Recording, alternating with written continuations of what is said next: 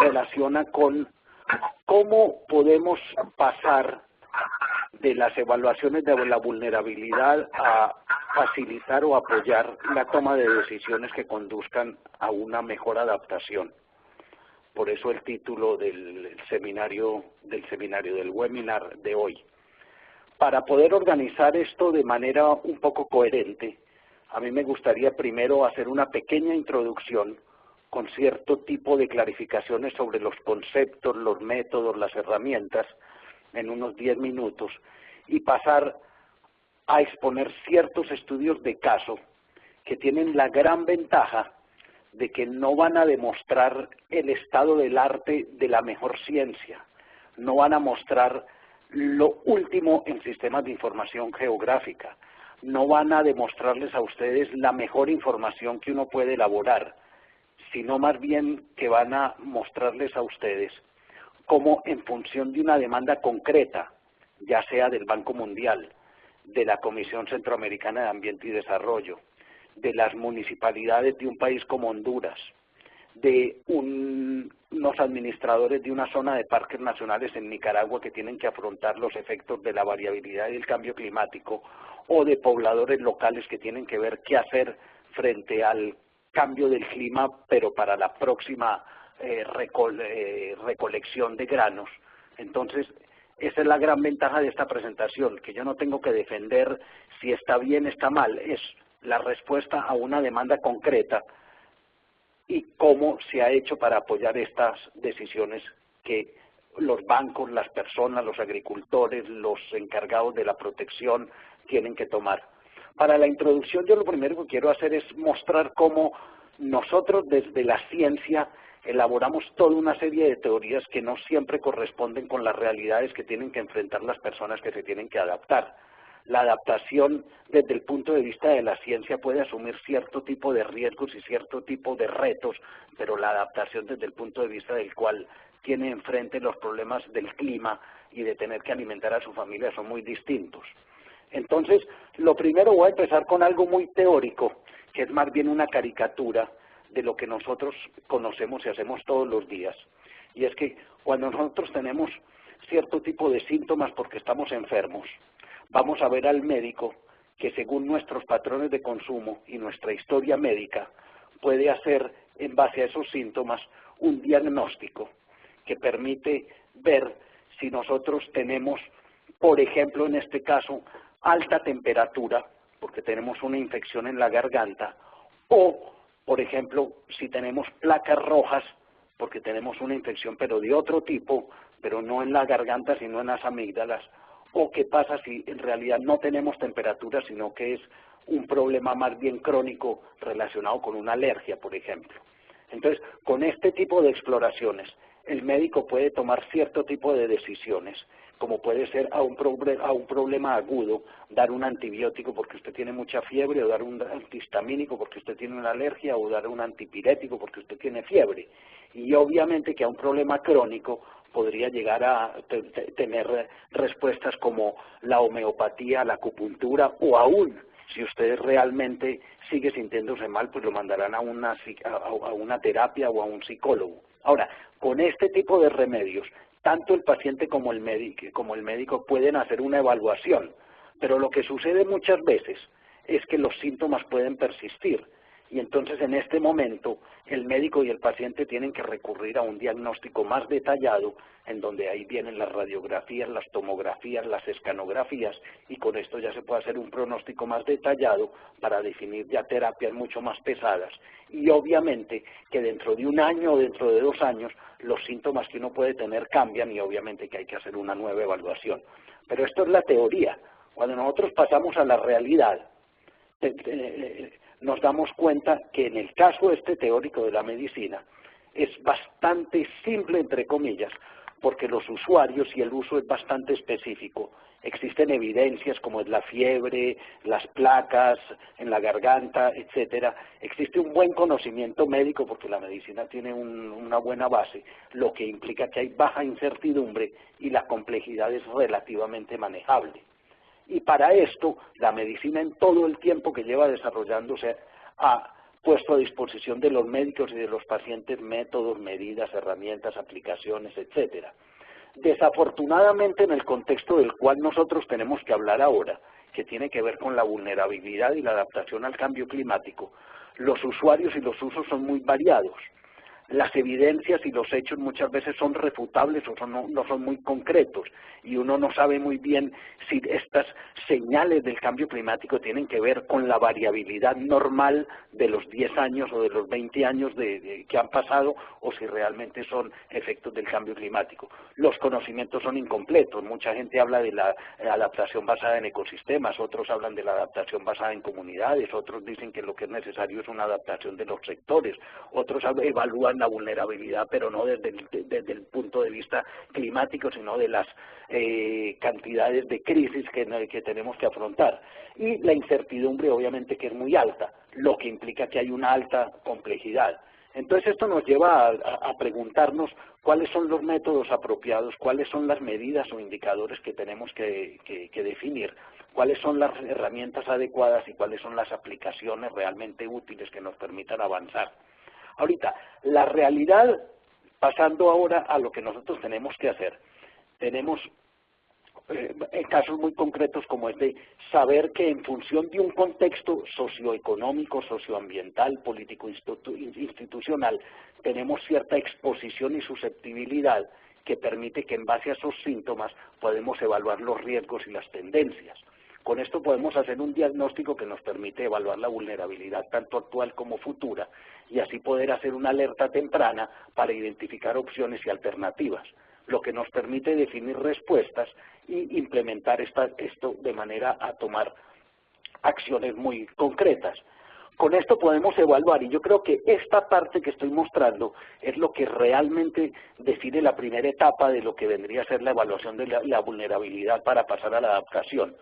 Pero muchas veces lo que sucede, como habíamos visto en el caso de nosotros los humanos, los síntomas persisten y entonces tenemos que identificar y evaluar riesgos sectoriales o identificar y evaluar riesgos a nivel de ecorregiones o de ecosistemas o identificar y evaluar riesgos a nivel de recursos, el agua, el suelo. Y esto nos permite hacer un diagnóstico más sectorial, más detallado, para poder evaluar una nueva vulnerabilidad, hacer un pronóstico y en este caso acá sí es necesario la modelación. Lo que sucede hasta ahora es que muchas veces hacemos modelación antes de tener un diagnóstico y saber hacia qué tenemos que dirigir los modelos. Y entonces en muchos casos las evaluaciones de vulnerabilidad empiezan haciendo modelos muy precisos sobre la agricultura, la necesidad de riego, sin saber en realidad cuál es el diagnóstico general de qué es lo que está sucediendo. Con esto podemos definir e implementar respuestas sectoriales o a nivel de recursos, hacer la evaluación, pero como habíamos visto, obviamente que nuevos síntomas o nuevos problemas pueden aparecer y obviamente tenemos que identificar y evaluar los riesgos que aparecen. Entonces, esto es en cuanto al método. Ahorita, la realidad y la dificultad en esto de la evaluación de la vulnerabilidad y de tomar medidas de adaptación es que no es solamente una cuestión de medio ambiente.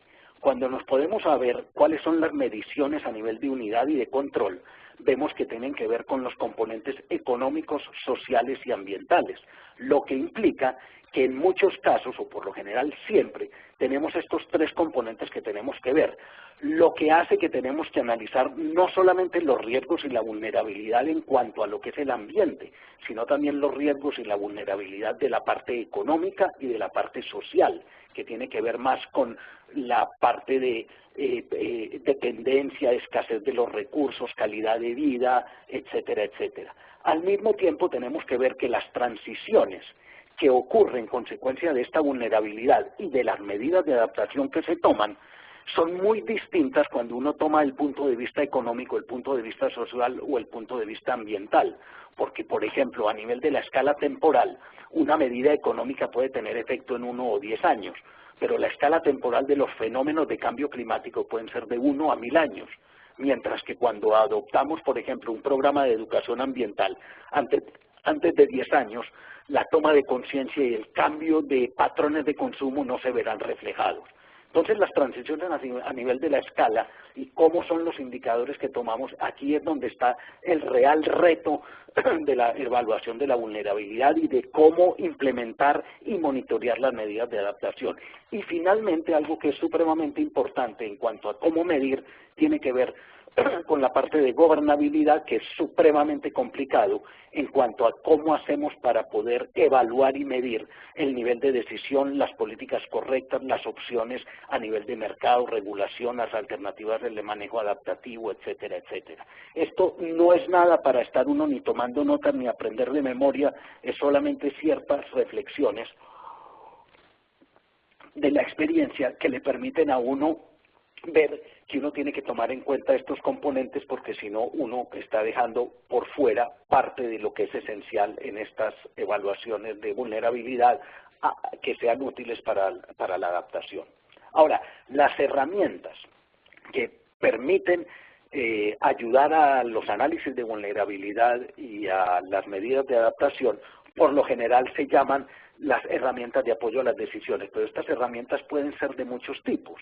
Uno de los tipos más utilizados de estas herramientas es herramientas que tienen que ver con grupos de expertos o grupos de actores y que tienen la utilidad de que son herramientas que permiten hacer evaluaciones en el corto plazo, permiten el diálogo entre los actores, son relativamente transparentes y permiten exploraciones en el corto plazo. Pero del lado de la ciencia, en donde muchos de nosotros venimos, hay toda una serie de modelos de sistemas de información geográficos, de modelos de circulación de agua, de modelos de circulación general de la atmósfera, de modelos de uso de tierras, etcétera, etcétera, que son modelos que permiten cuantificar, visualizar, ver diferencias y hacer proyecciones a largo plazo. Pero estos dos tipos de herramientas y estos dos tipos de grupos muchas veces se ven no confrontados, pero no siempre existe ese diálogo, y lo que se necesita para el apoyo a las decisiones es un uso mucho más intensivo de estos dos tipos de modelos, en el sentido de que permita usar los datos e información disponible, un intercambio de conocimientos y realmente moverse hacia la implementación de las acciones. Ahorita, el grave problema que existe entre estos dos grupos es que si lo vemos desde el punto de vista de la oferta y la demanda, existe una brecha enorme en cuanto a lo que es el enfoque, la herramienta, el tiempo, los análisis, el uso y la ejecución. Y si, por ejemplo, vemos cuál es la oferta desde el punto de vista científico en cuanto a lo que es estas herramientas, como yo lo mencioné antes, tienen que ver más con toda una serie de modelos y de escenarios para poder hacer proyecciones a largo plazo, tratar de hacer simulaciones, tratar de incorporar toda una serie de variables. Estas herramientas son cerradas, funcionan como una caja negra y son supremamente complejas. Ahora, como lo mencioné, son excelentes para anticipar, es decir, que nosotros podemos hacer simulaciones de qué es lo que pasará de aquí a 100 años, a 500 o a 1000 años, y los análisis sobre todo es para apoyar expertos y tratar de hacer evaluaciones de impacto, ya sea ex ante o ex post. Y los usos tienen que ver mucho con la implementación de soluciones y están muy adaptados para hacer lo que en inglés se llama scaling up, scaling down, que en otros términos sería el de hacer esos análisis desde escala arriba y escala abajo, o cómo hacer para hacer escalables un escenario que sea regional, pero hacer lo que sea más utilizable a nivel local. Y la ejecución implica unas validaciones bastante complejas. La oferta de este tipo de modelos, yo no voy a hacer la lista, pero existen más de 500 modelos en este sentido que pueden apoyar a las decisiones que tienen que ver con vulnerabilidad y adaptación. Solamente en el caso del uso de la tierra existen por lo menos 18 modelos probados y excelentes para hacer todo este tipo de cosas, pero están elaborados en función de una oferta. Los científicos se sientan, elaboran y empiezan a hacer estas cosas. El grave problema es que la demanda, desde el punto de vista de la toma de decisiones, es que se necesitan enfoques que te permitan más explorar y una retrospección. Muchas veces se necesita ¿qué pasó? ¿Qué hubiera pasado si yo haría aquello? O lo otro es ¿qué pasaría si yo hago esto y no hago aquello? Es decir, es herramientas más exploratorias y no para definir qué pasaría en el futuro, sino explorar qué es lo que pasaría si yo tomo esto. Estas herramientas, además, la demanda es que deben ser abiertas y transparentes, deben ser claras, el usuario debe poder comprenderlas y pueden ser y deben ser bastante simples. Y en cuanto al tiempo, la demanda de la toma de decisiones es que tiene que corresponder al ciclo de las políticas, y los ciclos de las políticas son de 1 a 10 años, no solamente por el sentido de las elecciones, que es muy importante para los políticos, sino que las políticas cambian casi que de la misma manera que van cambiando las tecnologías. Y los análisis, en lugar de apoyar los expertos, se necesita, como estamos diciendo, apoyar las decisiones, y en este caso concreto, más que evaluar impactos, es cómo implementar la adaptación. Una cosa no quita la otra, pero es cómo evaluar impactos que permita implementar la adaptación.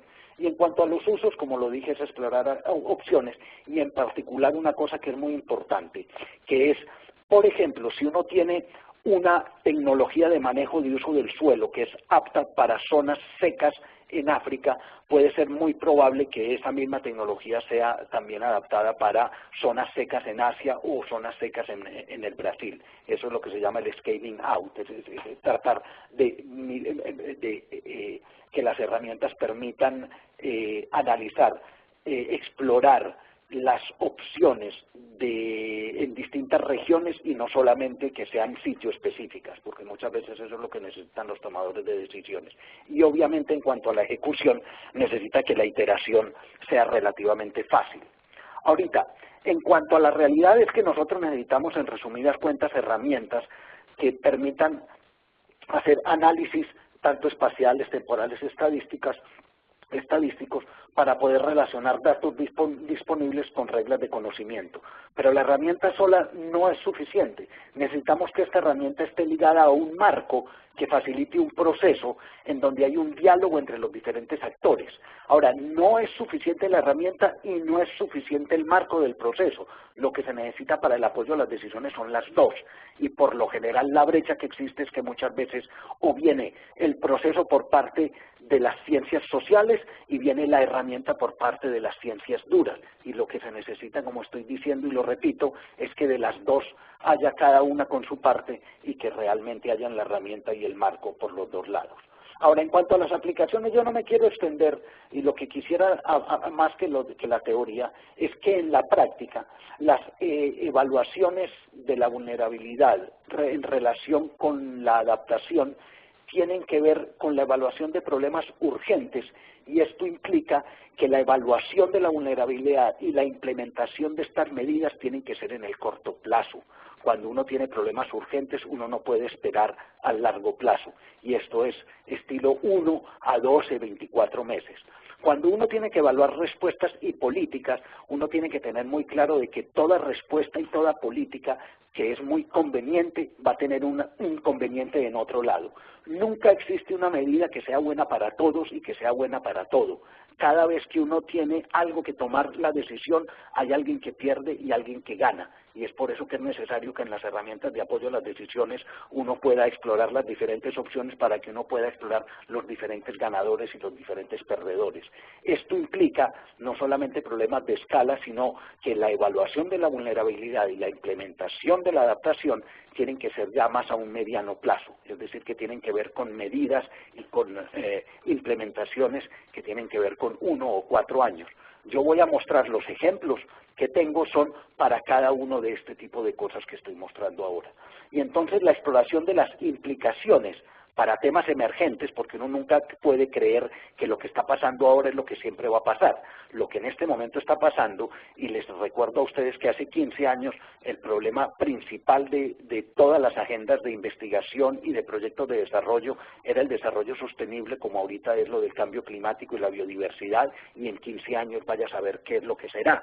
Pero les puedo garantizar que dentro de 15 años el cambio climático no necesariamente va a ser el tema de moda ni el tema que esté en las agendas. Ahora, para este tipo de temas emergentes, como son cosas que uno no sabe qué es lo que va a pasar, esto ya es un poco más a largo y el mediano plazo, 4, 8, 10 años. Entonces, por eso las evaluaciones y la implementación tienen que ver con eso. Entonces, esto era un poco la pequeña introducción que yo quería hacer en 10, 15 minutos, que creo que es más o menos lo que me he demorado. Y yo ahorita quisiera pasar a hacer, como les dije, una muestra rápida de algunos estudios de casos. Yo tengo 4, pero yo no sé si tendré tiempo de mostrar los 4, pero por lo menos mostrar 3, que en todos los casos muestra, como les dije, no qué tan inteligente es Manuel Vinogrado, qué tan bueno es el equipo que desarrolló este estudio, sino cómo en función de una demanda se elabora la oferta, y no como generalmente ha sucedido, que se elabora toda una serie de ofertas que no corresponden con la demanda. Y eso es realmente lo que yo encuentro que es el éxito de estos estudios de caso que yo le voy a mostrar. Estos estudios de caso no siempre son nuevos. Yo no quise traer los últimos estudios de caso en los que yo he estado trabajando, sobre todo en Europa, porque me pareció que estos eran mucho más concretos y, como les dije, responden a una demanda. Estos estudios de caso en general tienen que ver con la vulnerabilidad, la adaptación y en algunos casos la mitigación, porque es bastante complementaria la adaptación y la mitigación en muchos casos, en el caso de Centroamérica. El primer ejemplo, que es supremamente sencillo y bastante rápido, es una evaluación de la vulnerabilidad en Centroamérica que fue demandado por el Banco Mundial y la Comisión Centroamericana de Ambiente y Desarrollo. Para hacer esta evaluación, y esto es lo importante que yo quiero que ustedes se pongan en la cabeza, es que el tiempo para mostrar los resultados era un día, y la preparación era una semana. Es decir, que en total, esto que les voy a mostrar eran, en 8 días, uno tiene que hacer una evaluación rápida de la vulnerabilidad, para que el Banco Mundial y la Comisión Centroamericana de Ambiente y Desarrollo pudieran definir o visualizar cierto tipo de prioridades. Ahora, lo primero que se hizo, independientemente de la herramienta del proceso, porque ahorita no tenemos tiempo de explicar todo, es definir más o menos cuáles eran los objetivos, cuál era la aproximación, cuáles eran las principales presiones, qué es lo que asumíamos, cuáles eran las escalas y cuál era el horizonte temporal. Para evaluar esta vulnerabilidad, lo primero que se utilizó son datos básicos que existían, que es la precipitación, y a la precipitación también se tomó en cuenta el modelo digital de terreno y los ríos para definir con los usuarios, porque esto en el día de presentación se definió con ellos qué es lo que ellos definían como riesgo o como vulnerabilidad. Y entonces acá, como ustedes ven, es las zonas donde hay mucha lluvia y poca lluvia, y las zonas que son laderas o que son planas. Esto implica que con esta matriz de conocimientos yo puedo definir las zonas que son altamente inundables, que aparecen en azul, las zonas que por poca lluvia, no importa si son planas o no planas, pueden tener sequías, o las zonas con riesgo de sequía muy aguda. Una vez que uno hace esto con los usuarios, que en muchos casos pueden definir, no, es que las zonas de inundación, yo también creo que en los valles de las montañas puede haber zonas de inundación, cosa que es verdad, pero la utilidad de este tipo de matrices de conocimiento es que usted no solamente hace las cosas rápido, sino que las puede cambiar y puede con los usuarios hacer estas evaluaciones de riesgo. Entonces, así de simple, acá se calculó cuáles eran las zonas con mayor riesgo a inundación, las zonas con mayor riesgo a sequía y las zonas con mayor riesgo a sequía aguda, de una manera rápida y permitiendo que los actores involucrados participen, en este caso Banco Mundial y la Comisión Centroamericana de Ambiente y Desarrollo. Pero resulta que como no era solamente la vulnerabilidad actual lo que interesaba, sino también hacer una nueva alternativa para ver qué pasa con el cambio climático, se agregó cuál era la precipitación según los resultados de los modelos de circulación general para el 2030. Obviamente que a cada uno con los expertos escoge de los resultados de los modelos cuál era el más creíble o el más apropiado para el tipo de cosas que estábamos haciendo, y se escogió los resultados del modelo B, que es el que se muestra acá.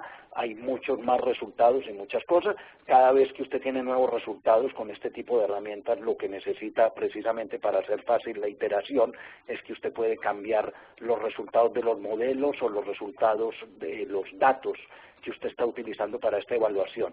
De la misma manera que antes, con el modelo digital de terreno, los ríos y la precipitación, se vuelve y se hace la matriz de conocimientos, pero entonces ahora se define una nueva manera de calcular el riesgo, y esta es las zonas de inundación, las zonas de sequía y las zonas de sequía aguda.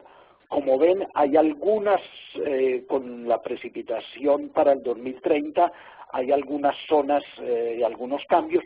Obviamente que uno puede hacer este tipo de cálculos mucho más complejos, porque uno lo puede, por ejemplo, tratando de integrar la simulación de cómo va a cambiar la descarga de los ríos, tratando de integrar algunos de los resultados de los modelos de agua, como SWAP y todos los que en la reunión de Panamá que organizó el PNUMA con los grupos del proyecto Regata, se hicieron algunas demostraciones. El objetivo, como yo les estoy diciendo, no es mostrarles qué tan complejo puede ser. Yo puedo ir agregando capas y puedo poner más cosas. Lo que me interesa es mostrar cómo en un periodo de corto dado, con una demanda concreta, se elaboran este tipo de cosas. Y este tipo de herramientas, además de hacer este tipo de mapas muy lindos, también permite el de comparar los dos resultados, la alternativa A, que es el cambio, el clima, la vulnerabilidad al clima actual, y la alternativa B, que es la vulnerabilidad con el cambio climático, y ver en rojo oscuro y en rojo menos oscuro las zonas de cambio.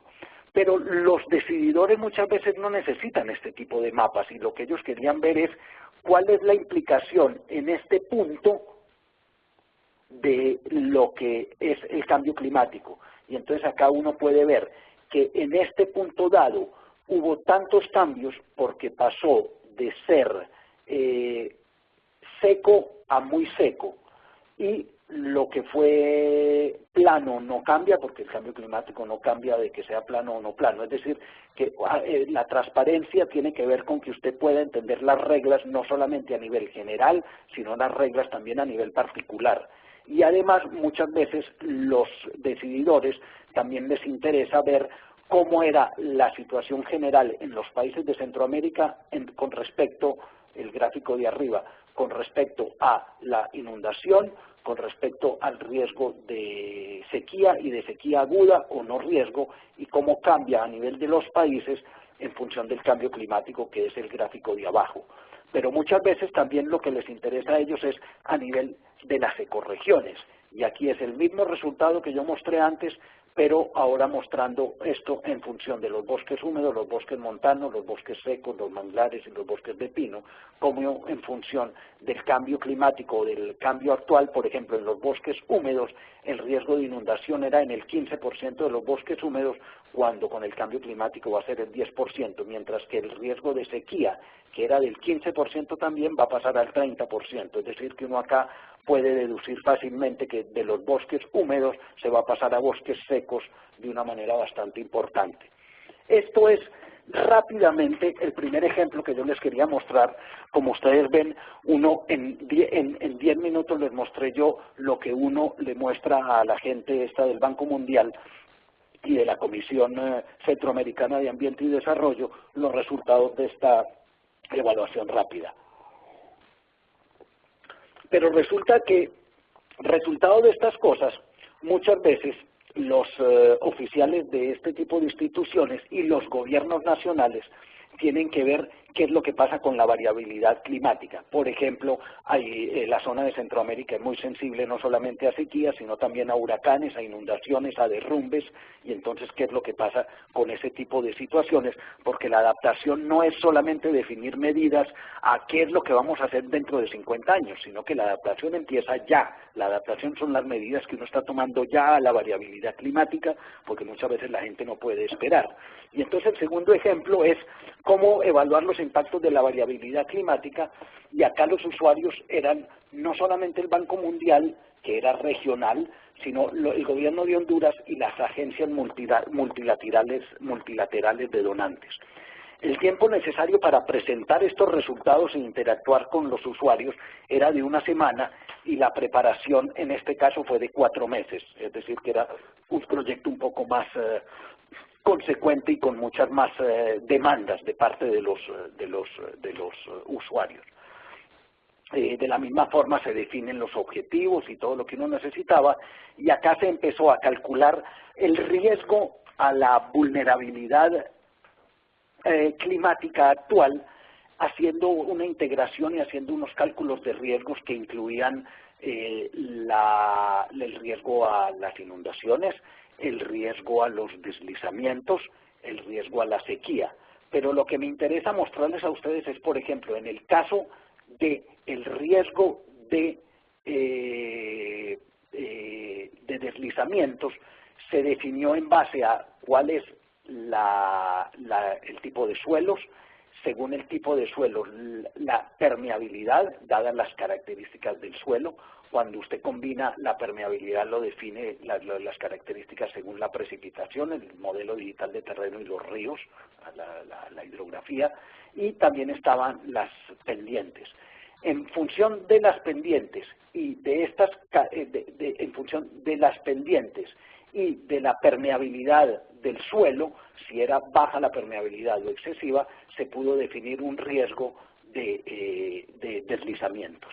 Este es el ejemplo del mapa para Honduras del riesgo de deslizamientos. Y este es el caso de la definición de cómo se calculó el riesgo de inundación, que es también con el modelo digital de terreno y los ríos.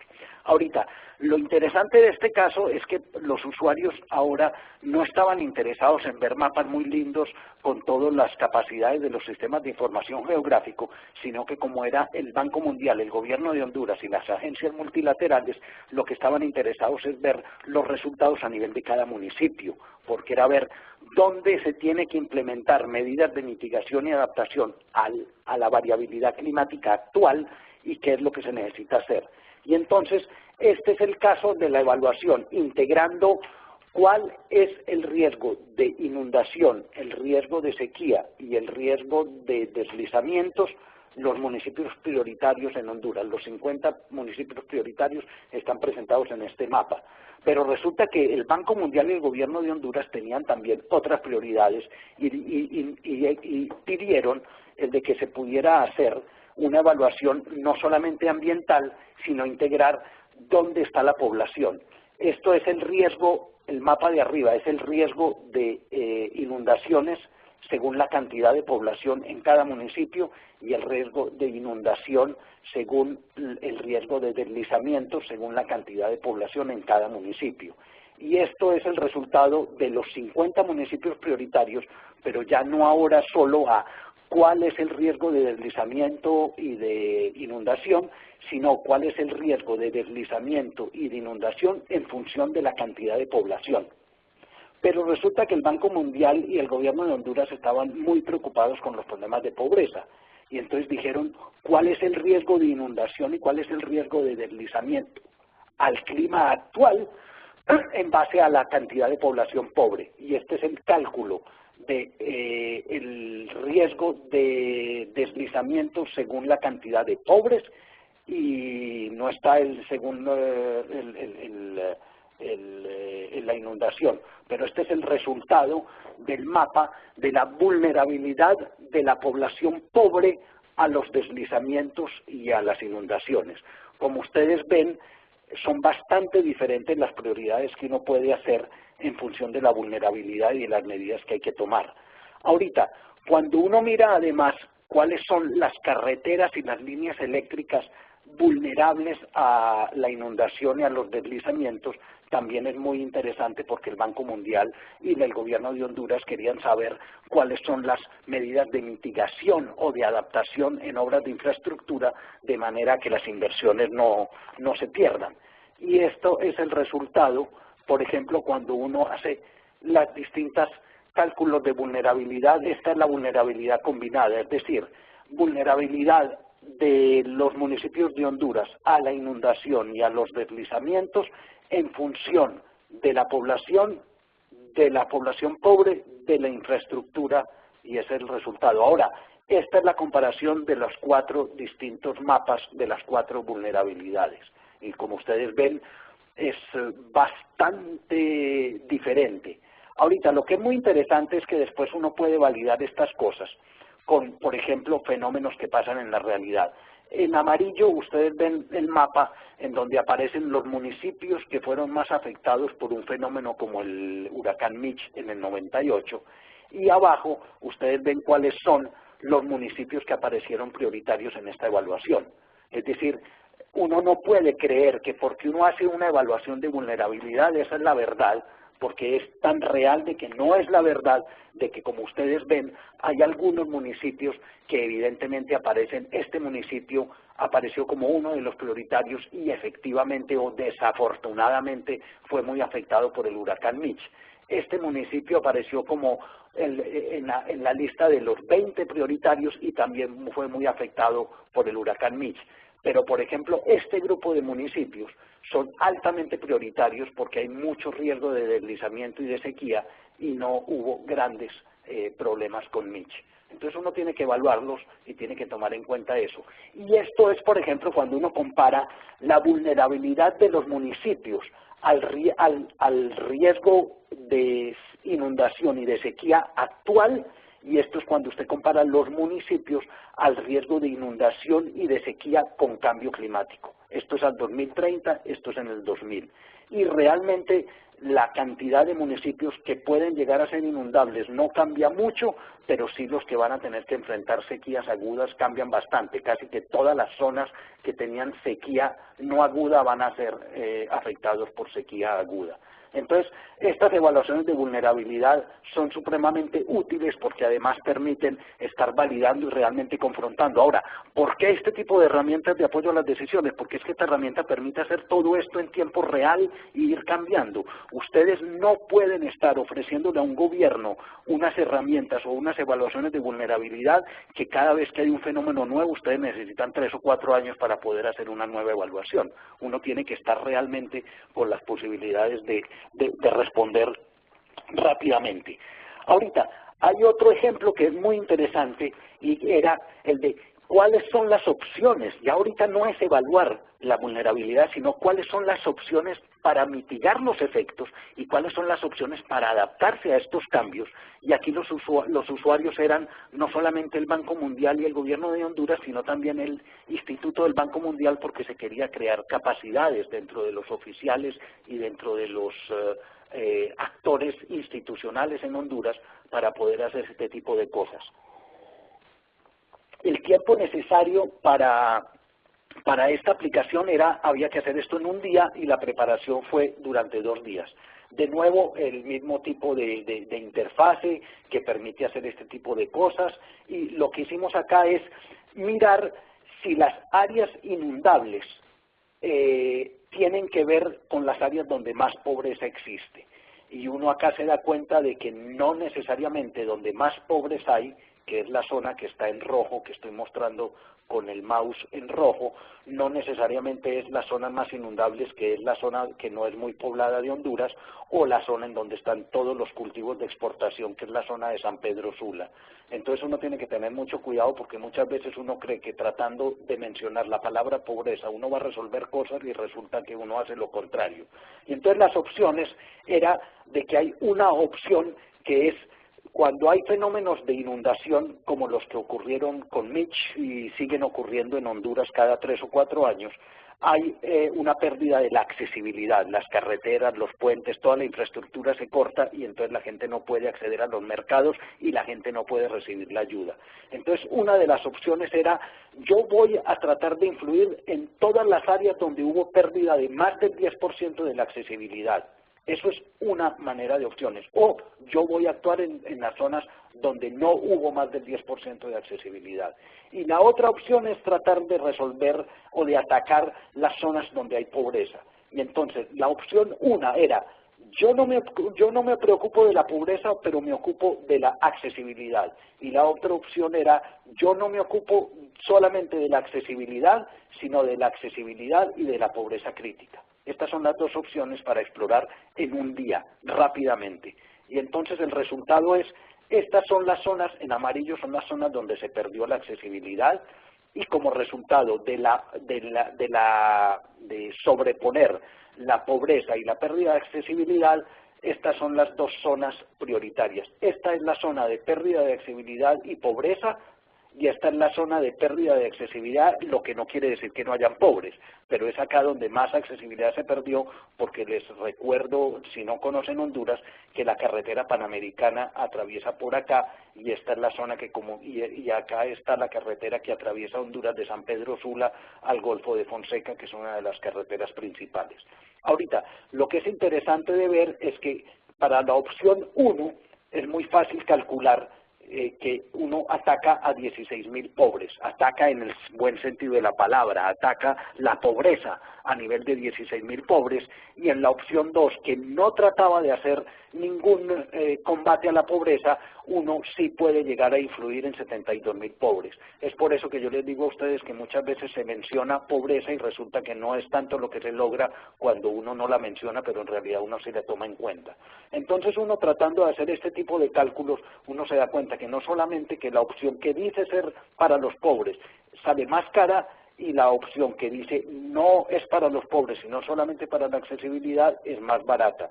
Y cuando uno además hace con este tipo de herramientas el de ver qué es lo que pasa en ese punto, uno se lleva muchas sorpresas, y en realidad es donde pasa uno a la práctica en todo este tipo de palabritas como adaptación basada en ecosistemas, adaptación basada en comunidades, etcétera, etcétera, y uno se da cuenta que, por ejemplo, los usos predominantes del suelo tenían que ver con prácticas que favorecen la erosión, favorecen el riesgo de deslizamientos, favorecen la destrucción de infraestructura por deslizamientos y erosión, y es porque es dominante de pastos y de zonas alteradas. En cambio, hay zonas en la misma región donde están los pobres, pero que están muy bien adaptadas y que además resisten a todo este tipo de efectos, y que tienen que ver con la reforestación, con cierto tipo de prácticas de uso del suelo que permiten proteger las cuencas, permiten disminuir el riesgo de inundaciones y de deslizamientos, diversifican los cultivos y están mucho más adaptadas. Es decir, que uno no se puede quedar solamente con este tipo de evaluaciones, sino que uno también tiene que ir al terreno y ver un poquito en la práctica qué es lo que pasa, y entonces así uno puede pasar de ese tipo de evaluaciones a realmente tratar de apoyar lo que es la toma de decisiones. Como creo que todavía tengo 10 minutos, me parece que sería práctico el de que pasáramos a ver un poquito, un último ejemplo, y que tiene que ver con la continuación de esto, que es la adaptación basada en ecosistemas, y todo esto de qué es lo que podemos nosotros ganar o qué es lo que nosotros podemos hacer para enfrentar el cambio climático. Esto ya tuvo que ver más con otro tipo de iniciativas que eran más con el corredor biológico mesoamericano, y el tiempo necesario era de 2 días y la preparación fue de 1 mes.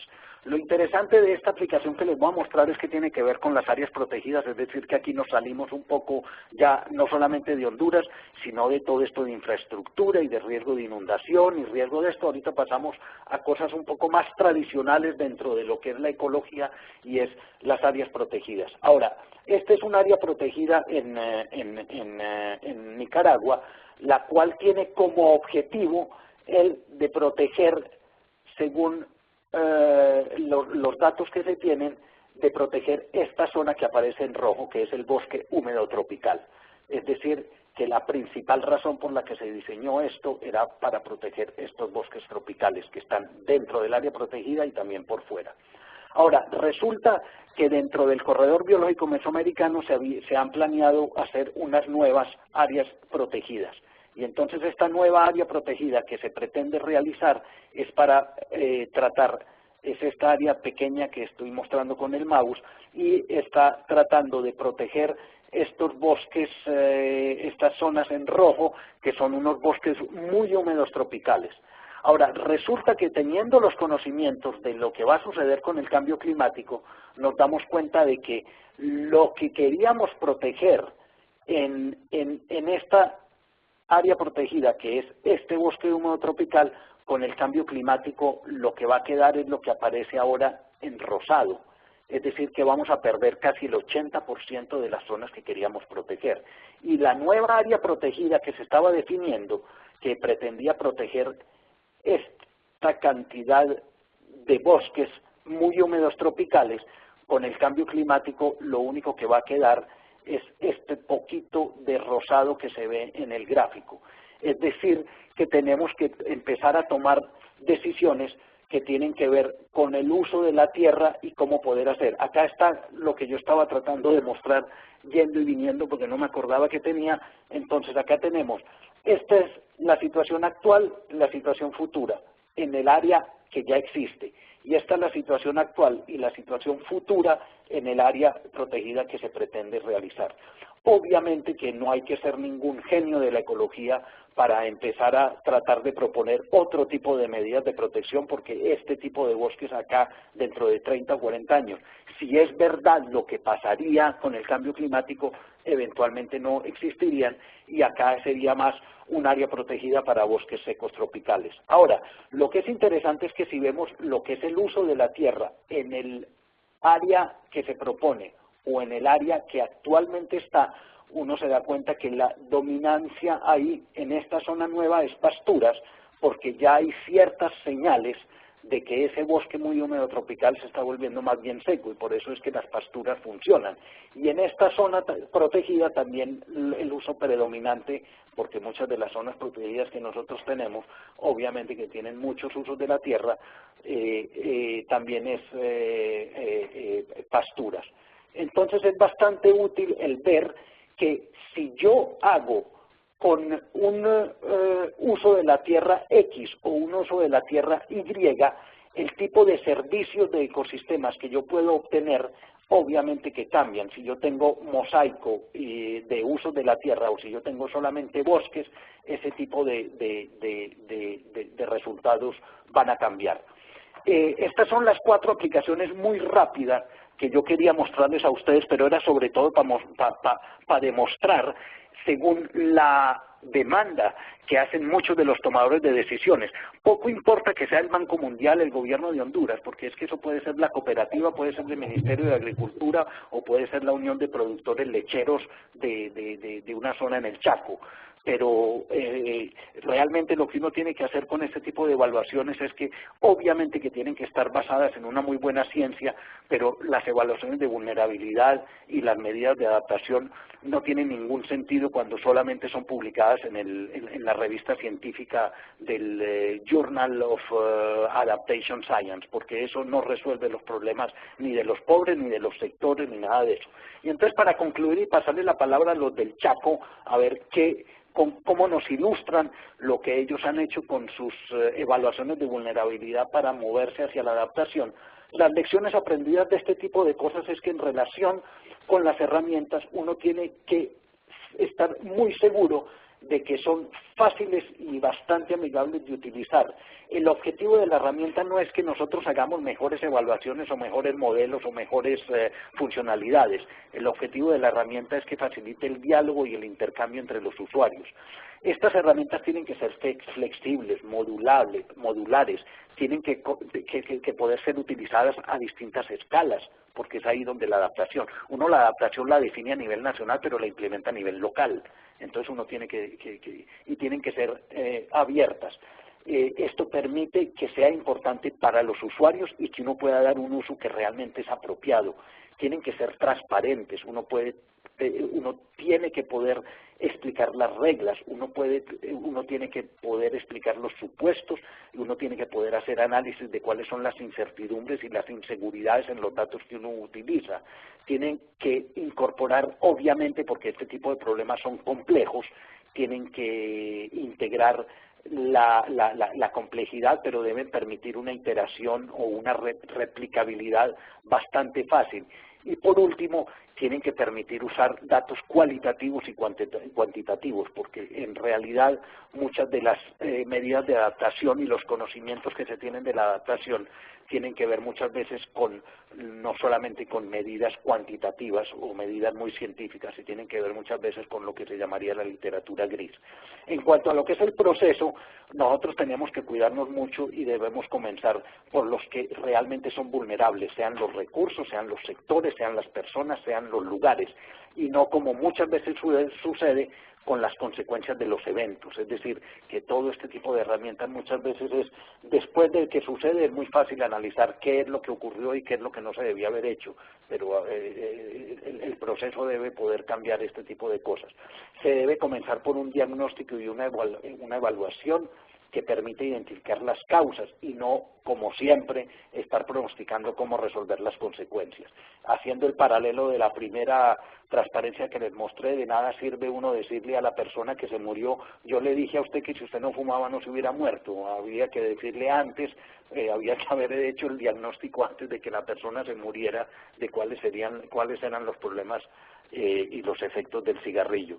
Hay que comenzar con problemas reales y las necesidades de los actores y no solamente con las ofertas de nuestras herramientas y de nuestros modelos.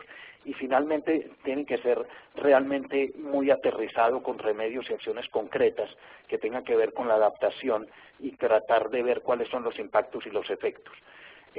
Como lección aprendida, porque este tipo de cosas nosotros las empezamos ya en el 1995, estando ahora en el 2013, casi que tenemos 20 años de experiencia con esto.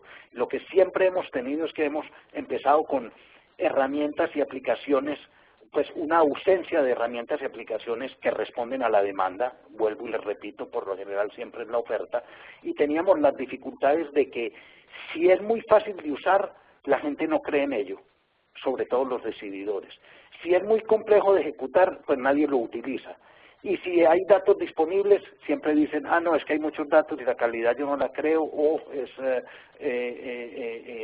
no me parece que sea lo que se debe. Ahora, eso es como comenzamos. ¿Cómo terminamos? Terminamos con herramientas relativamente flexibles que responden a la demanda, con un proceso transparente y con un contenido apropiado que permite usar los datos, mejorar el conocimiento y sobre todo el de elaborar este tipo de evaluaciones y de medidas de adaptación de manera compartida.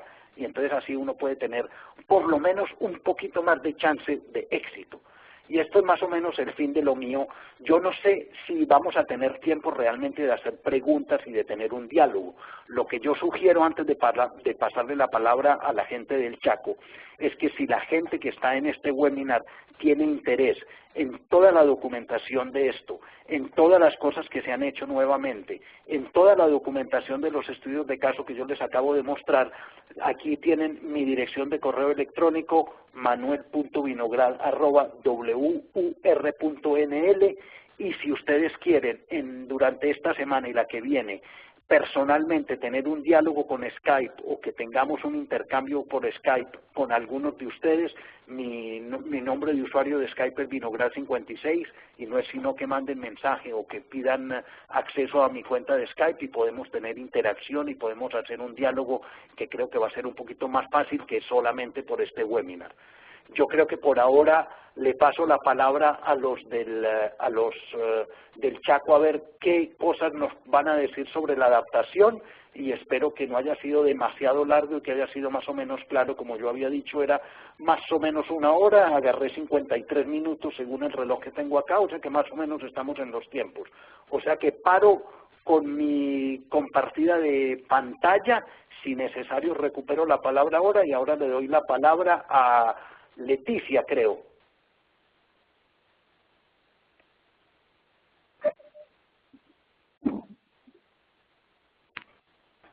Gracias, Manuel. Creo que ha servido para dar una visión bastante completa del enfoque. Ahora quisiera rápidamente mostrar algunos resultados.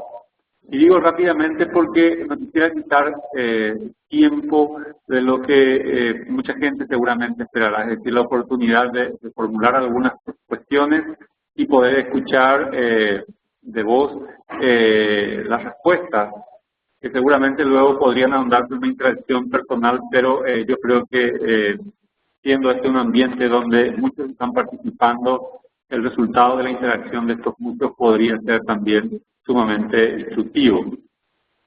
En el caso del Chaco, los que han seguido el seminar, la serie de webinars, que han participado en la presentación de la exposición también ya han participado en exposición de la sensibilidad tanto en el sector agrícola como también en el sector hídrico. Así que paso rápidamente a mencionar la secuencia de pasos que he visto en la herramienta, aparece como un workflow. No podría yo mostrar en este momento el workflow, pero sí al menos ilustrar los pasos que se han seguido y luego ya llegar a las medidas de adaptación que han sido identificadas y pasar luego a las cuestiones que hacen precisamente al fondo mismo de esta presentación. En este estudio se han identificado una serie de riesgos y amenazas, obtenido índices de vulnerabilidad social y también temperaturas y precipitación a futuro a partir de modelos como las que justamente habéis mencionado. La secuencia de los pasos ha sido partiendo de la exposición, luego identificar la sensibilidad para luego llegar a un índice de vulnerabilidad en el Chaco, y ese índice de vulnerabilidad se puede observar a nivel de unas unidades administrativas, que en el caso de la Argentina son provincias y en el caso de Paraguay y de Bolivia son departamentos.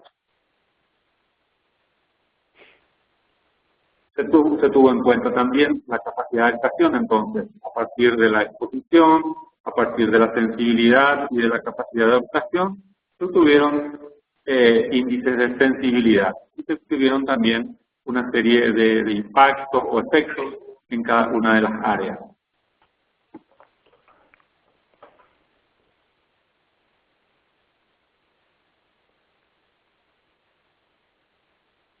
Y acá viene la cuestión que más directamente interesa a la presentación.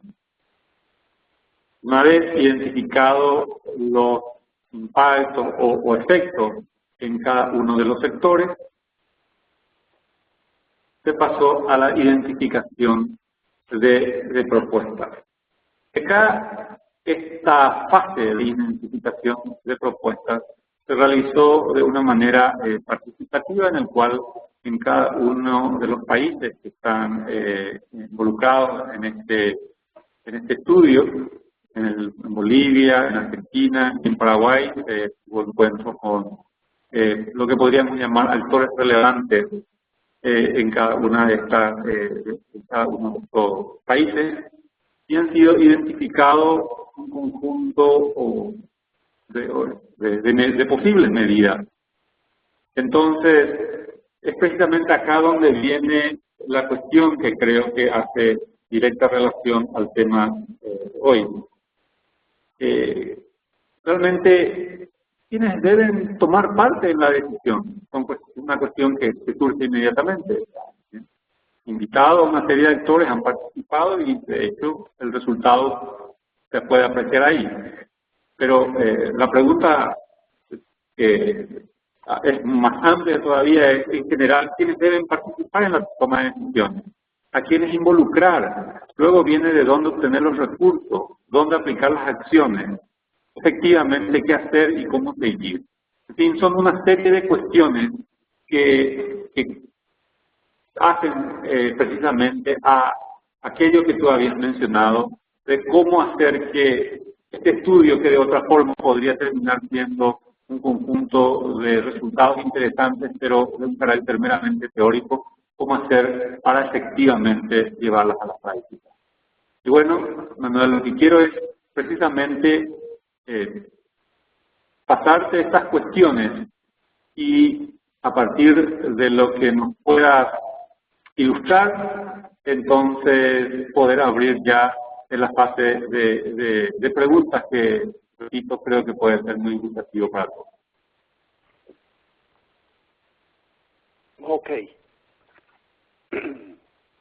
No sé si a mí me gustaría eventualmente mostrar, pero solamente como ayuda a memoria, no porque sea un obsesivo de las presentaciones, pero ¿ustedes están viendo mi pantalla o todavía no? No lo estamos viendo en este momento. Ok. No, porque ahí me tendría, es decir, Leticia tendría que darme de nuevo el control para yo compartir la pantalla. Lo estamos intentando. Ok.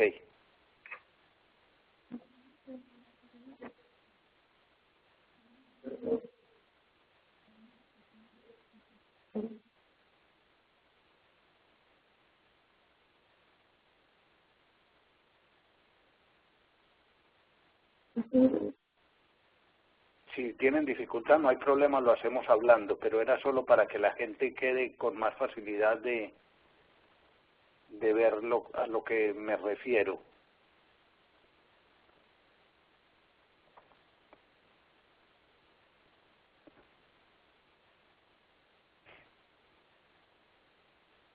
Pero no hay problema, yo creo que podemos hacer así, sin tener que compartir pantalla ni nada, no hay problema. Seguimos adelante, ¿ok?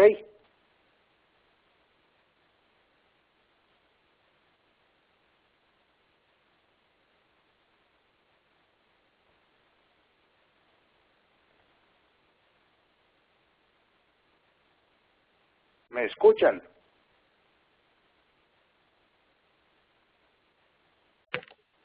Sí, fuerte y claro. Continúa, Manuel. Ah, ok, no sabía, o sea que ahí ya me dieron de nuevo la posibilidad de compartir la pantalla, perfecto. Ahorita, en relación con lo que acaba de mencionar el grupo del Chaco, a mí me parece que es supremamente útil el de que empecemos a plantearnos preguntas que tienen que ver, por ejemplo, cuando se menciona participación, el hecho de que uno invite a una reunión a 15 personas, obviamente que eso es una reunión participativa, pero yo no estoy muy seguro de que la gente que estuvo en la reunión sea lo apropiado. Yo solo les menciono, les vuelvo a recordar los mapas que yo mostré de los municipios de Honduras. Esos mapas de los municipios de Honduras, la reunión para mostrar cuál es el índice de vulnerabilidad, este tipo de cosas, se hizo con todos los alcaldes de Honduras. Todos los alcaldes de Honduras se invitaron a la capital y nos reunimos con ellos para decirles, ¿usted qué piensa de esto? ¿Usted qué piensa de lo otro? ¿Usted qué piensa de allá? Entonces, la cosa de la participación tiene que ser no solamente que haya gente, sino que realmente la gente que tiene que ver con quién toma la decisión, que en este caso que yo les mostré, era la gente que iba a financiar estas medidas de adaptación, era el Banco Mundial, el gobierno de Honduras, pero la gente que va a implementar las medidas de adaptación también tiene que estar porque son los que en realidad van a hacer las cosas. Entonces, para ser muy concreto, ahí me parece que uno tiene que tomar en cuenta los instrumentos económicos que van a tener que ver con estas medidas de adaptación. Eso pueden ser subsidios, pago por servicios ambientales, seguros, fondos, préstamos. Uno tiene que tomar en cuenta eso como un punto de entrada. El otro punto de entrada es estas medidas de adaptación, nosotros tenemos que hacerlas según el diagnóstico y la evaluación y lo que nosotros realmente conocemos, basada en ecosistemas, basada en comunidades, basada en sectores, relacionada con recursos, es decir, que tenemos que empezar a saber eso. Ahora, los problemas que tenemos, que es relacionado con problemas urgentes, es decir, es una sequía que ya está ahí, tiene que ver con temas de moda, porque es que muchas veces estas cosas de biodiversidad o cosas de esas tienen que ver con cuestiones que no son realmente urgentes, o es que tenemos que empezar a evaluar asuntos emergentes que están viniendo porque el Mercosur, porque hay esto, la integración económica. Entonces yo creo que ese tipo de cosas son necesarias. Al mismo tiempo es necesario que tanto los instrumentos económicos, la adaptación y los problemas o los temas que estamos analizando, nosotros tenemos que ver la multifuncionalidad y la subsidiariedad. Y esto no es para ir a buscar palabras enredadas, pero por ejemplo la multifuncionalidad es supremamente importante porque en muchos casos a un solo uso de la tierra, como puede ser un pasto, tenemos infinidad de servicios ambientales, porque ese uso de la tierra tiene múltiples funciones, como es proveer de leche, como es proteger el suelo, etcétera, etcétera. Al mismo tiempo, la subsidiariedad tiene que ver con los planes que los gobiernos elaboran, porque muchas veces una medida de mitigación puede ser una medida de adaptación, o una medida de adaptación puede ser una medida de mitigación. Y por último, en cuanto a lo que nosotros realmente hacemos, y que tiene que ver, por ejemplo, con parte de lo que el equipo del Chaco muestra, que es la información, los modelos, las herramientas, los escenarios y el monitoreo, todo eso que yo estoy mencionando tenemos que ligarlo con qué tipo de métodos y usos en cuanto a los instrumentos, qué escalas y niveles en cuanto a la adaptación, qué actores y prioridades en cuanto a los problemas, qué criterios y objetivos en cuanto a lo que es multifuncionalidad y obviamente qué herramientas y validación es lo que tenemos que hacer. Y obviamente tenemos que tener muy claro es que cuando uno habla de la implementación de la adaptación, siempre se da desde abajo hacia arriba. En cambio, el soporte y el apoyo por lo general viene de arriba hacia abajo. Y nosotros muchas veces nos quedamos, es como en la mitad, tratando de ver para dónde vamos, y me parece que esas son las cuestiones que realmente tienen que discutirse y que la gente tiene que aclarar. En resumidas cuentas, tiene que ver con lo que es participación, que no es el hecho de solamente que la gente esté, sino que tiene que estar realmente los que están involucrados, que tiene que ver con lo que es la implementación, con lo que es el soporte y con clarificar una serie de conceptos que muchas veces nos enredamos y que no tienen mucho que ver con la realidad a la cual estamos nosotros confrontados. Entonces, a mí me parece que eso es lo que yo veo y que de todas maneras no es la crítica, es la etapa en la que el equipo del Chaco está, que es una etapa, es que ustedes tienen ahora realmente que hacer un ejercicio de participación, pero de abrir el debate, porque ustedes, por ejemplo, en todo este tipo de evaluaciones, yo no sé qué tan abierta es el de que la gente del sector ganadero diga, no, es que a mí no me parece que la sequía sea de esa manera, sino que yo la tengo que analizar de otra manera, o la disponibilidad de pastos, o la disponibilidad de alimentos, o la disponibilidad de agua.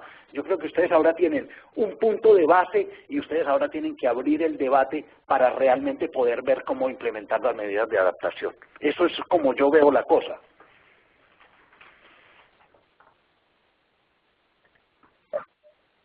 Ok, excelente. Bueno, creo que aún queda un buen trecho que recorrer. En este momento se tienen resultados con una base técnica y un conjunto, digamos, preliminar de medidas de adaptación. Pero ahora, a partir de todo lo expuesto, quisiera pasar a la sección de preguntas.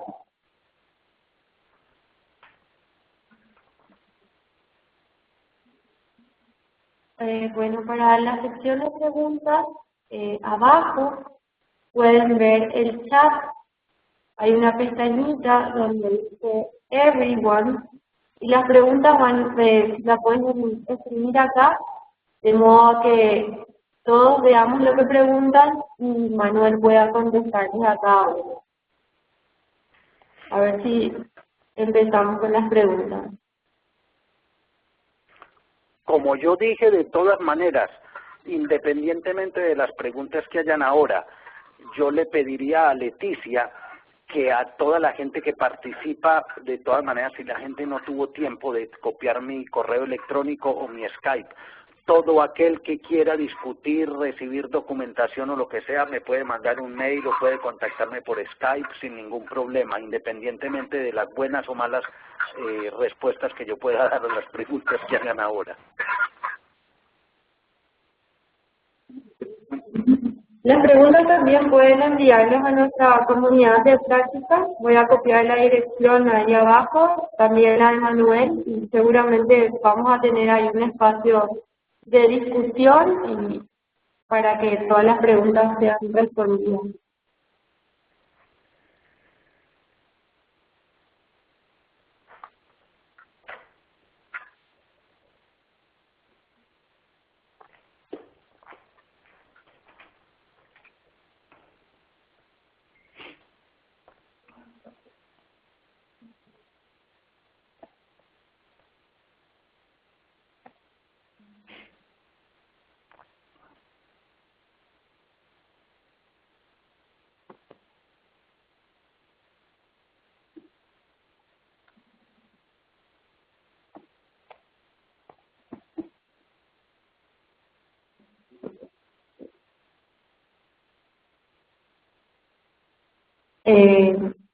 pop.granchacoiconosur@gmail.com es la dirección donde vamos a esperar las preguntas que tengan para que Manuel pueda contestarlas en caso de que surja algo. También esta presentación va a estar grabada, o sea, de hecho está grabada y vamos a tener en la comunidad de práctica para que puedan acceder de nuevo a ella. No sé si hay alguna pregunta, don César, Manuel.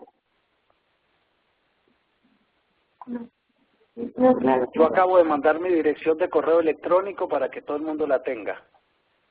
Ya está. Entonces, yo creo que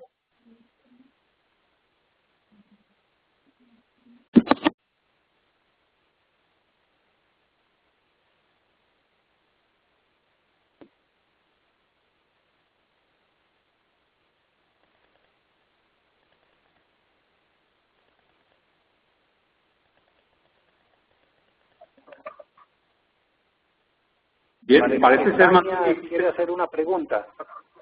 Parece ser que hiciste muy buen trabajo porque no hay ninguna, al menos no podemos ver acá en pantalla ninguna pregunta hasta el momento.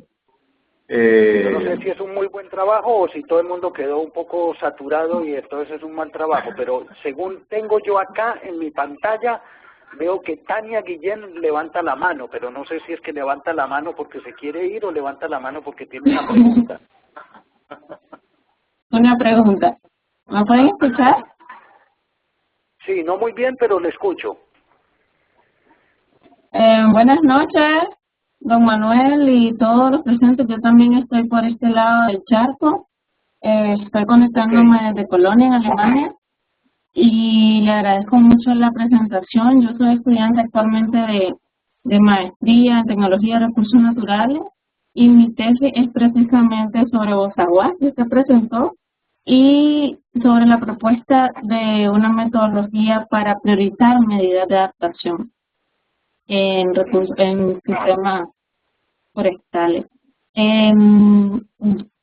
Yo más que todo quería hacerle una pregunta bien específica, y es que si en la herramienta que usted presentó está basada, bueno, creo que está basada en un análisis multicriterio, según pude ver en lo que presentó, y qué tan, o sea, si esa herramienta es utilizada solamente por usted, su equipo o el personal del Banco Mundial, o si ha sido facilitada también a los tomadores de decisiones en los países, como por ejemplo las direcciones de cambio climático, que son encargadas de formular proyectos de adaptación básicamente, o sea, la transferencia de ese tipo de herramientas, si ha sido buena o cómo ha sido aceptada, ¿no?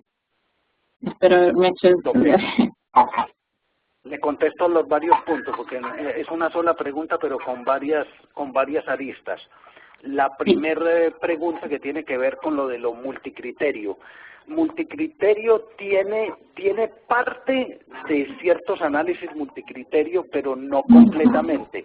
Y en este momento, en la parte que estamos haciendo de una de las funcionalidades para poder integrar los bienes y servicios ambientales, estamos realmente de fondo integrando la parte de análisis multicriterio, porque si no es medio imposible cuando uno tiene ya tantas variables y no tiene multicriterio. Pero tiene parte de multicriterio según lo que se haga. Ahorita, la herramienta se ha ido desarrollando en distintas fases y hay algunas de las fases de la herramienta en que están disponibles. Si me manda un mensaje por internet a mi correo electrónico, podemos intercambiar y yo le puedo decir dónde puede llegar a bajar parte de las cosas y otras que no están disponibles, pero es decir, hay distintos módulos porque nosotros la herramienta es modular, entonces hay módulos que están disponibles y módulos que no están disponibles. Entonces eso depende. Ahorita, como hay módulos que están disponibles y otros que no están disponibles, la parte disponible es la que nosotros hemos hecho las evaluaciones o más o menos el análisis del impacto que ha tenido en los usuarios. Entonces, por ejemplo, con el Banco Mundial, que elaboramos parte de estas aplicaciones, nosotros pusimos a disposición del Banco Mundial la herramienta en forma de CD. Eso fue en el año 2000-2002. Y como anécdota, solamente le puedo decir que nos dimos cuenta, porque el Banco Mundial no nos había informado, que ninguna persona en el Banco Mundial puede poner las unidades de CD de las computadoras en el Banco Mundial, están cerradas con candado. Es decir, que nosotros producimos una herramienta a pedido del Banco Mundial y nadie en el Banco Mundial la podía instalar.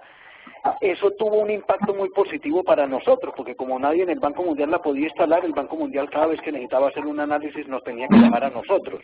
Entonces fue muy positivo en cuanto a lo financiero, pero fue muy negativo en cuanto a la idea era de que eso no debería ser así.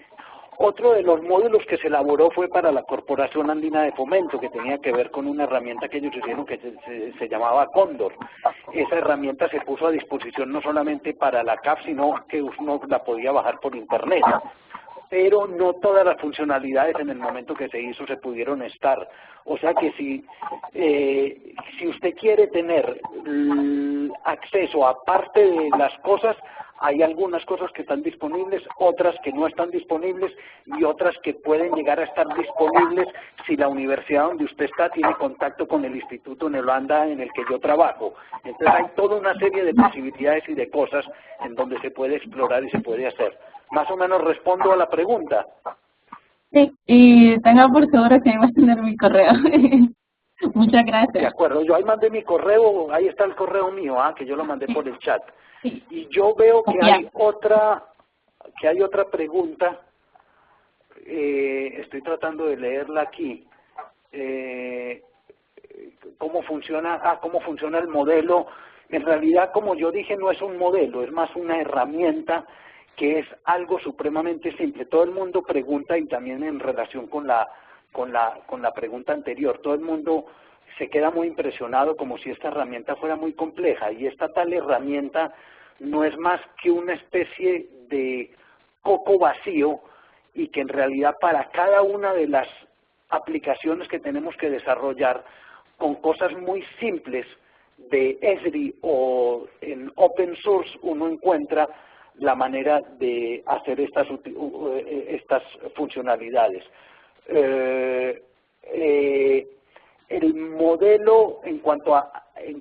No hay un modelo de esta vulnerabilidad. Nosotros lo que definimos es una metodología para poder hacer un análisis de la vulnerabilidad a nivel de las regiones, a nivel regional, Centroamérica, y a nivel de cada país de Centroamérica, de cada uno de los 7 países, de manera muy rápida. La metodología, como les dije, si ustedes están interesados, yo tengo todo eso, está documentado, está disponible en Internet, hay unas guías de cómo se hace, todo eso está disponible, o sea que no hay ningún problema de que me manden un mail.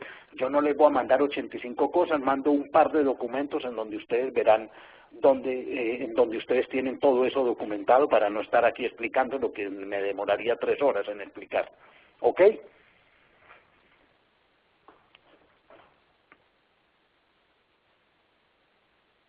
No sé si hay más preguntas o si la gente realmente ya está cansada haciendo en este lado del charco. Son exactamente 20 para las 11. Yo todavía puedo seguir todo lo que ustedes quieran, no tengo ningún problema, pero de pronto hay gente que ya está cansada por el lado de allá. No sé qué es lo que sugieren los moderadores desde Paraguay.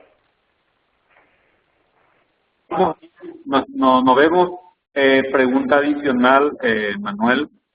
Sí. Así que creo que es tiempo de dejarte descansar.